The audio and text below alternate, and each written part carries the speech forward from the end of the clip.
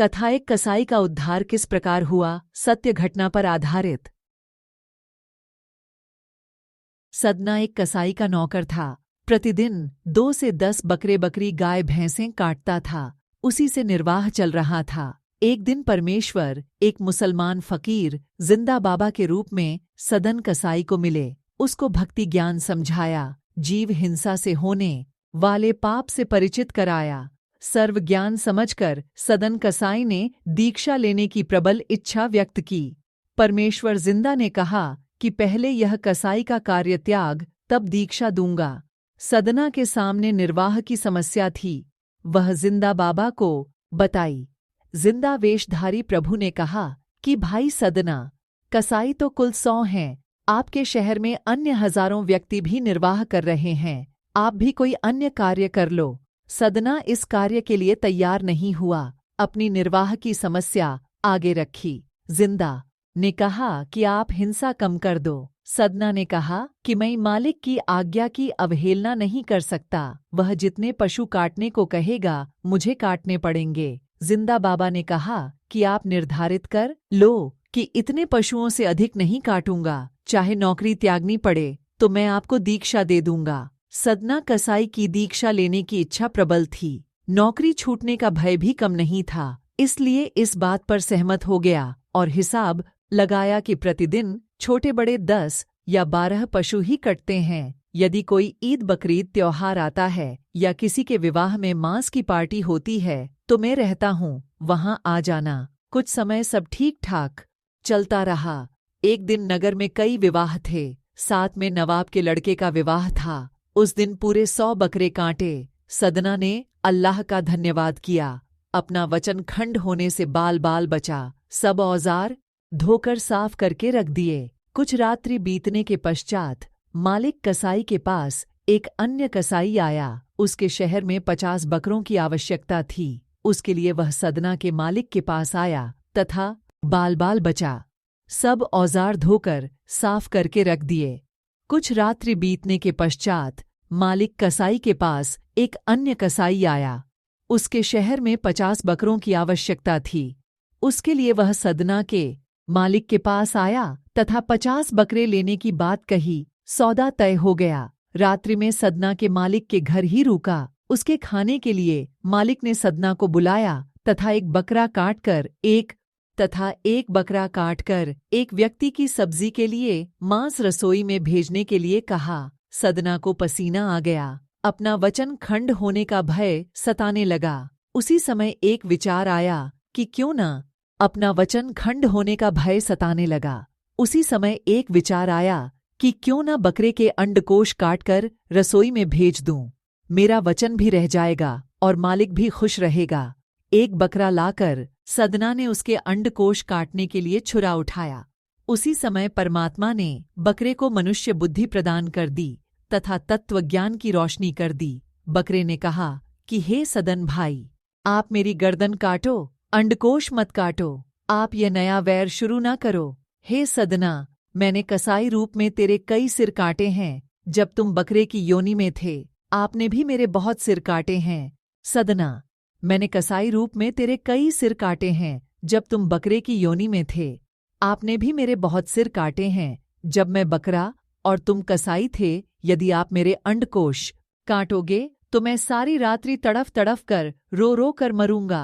अगले किसी जन्म में जब मैं कसाई बनूंगा, तुम बकरा बनोगे तो अल्लाह के विधान अनुसार मैं तेरे अंडकोश काटूंगा। तुम भी तड़फ तड़फ कर प्राण त्यागोगे। इसलिए यह नई दुश्मनी शुरू न कर। मेरी गर्दन काट, अपना बदला ले। उसी समय सदने के हाथ से कर्द लंबा चाकू छूट गया।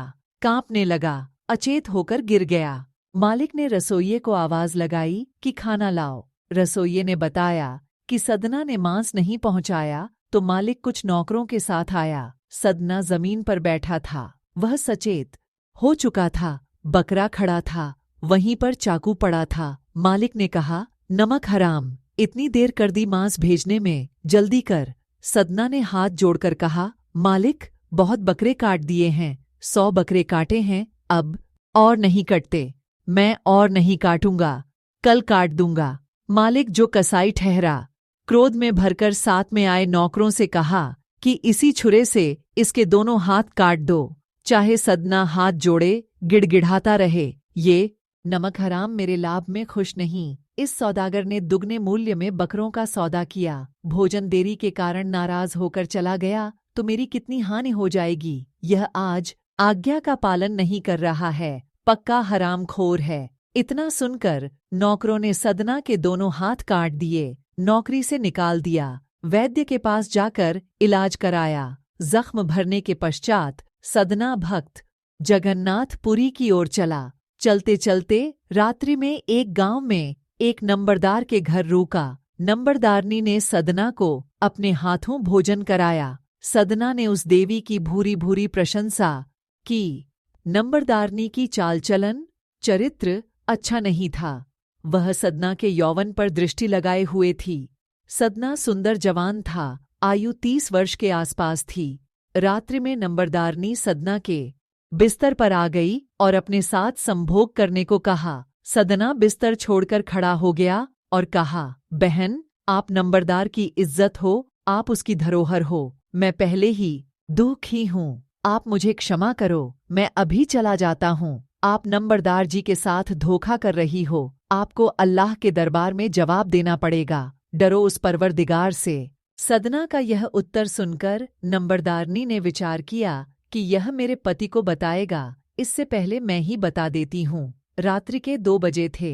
नंबरदारनी ने कहा कि वह व्यक्ति जो आज अपना मेहमान बना था, मेरे साथ गलत हरकत करने लगा।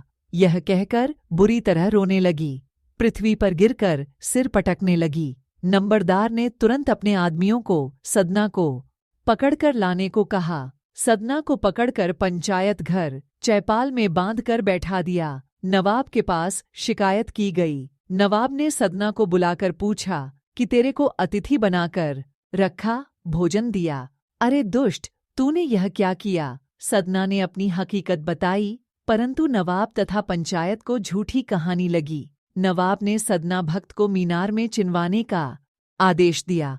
एक छोटा सा मंदिर नुमा भवन बनाया गया, उसके अंदर भक्त को बांध कर डाला गया। उद्देश्य था कि सदना दम घुटकर रो रो कर तड़फ तड़फ कर मरे।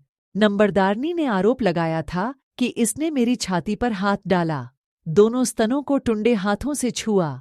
मेरी नींद खुली तो मैंने विरोध किया तथा पति को बताने की बात कही तो उठकर चला गया। रास्ते से पकड़कर लाए हैं जी।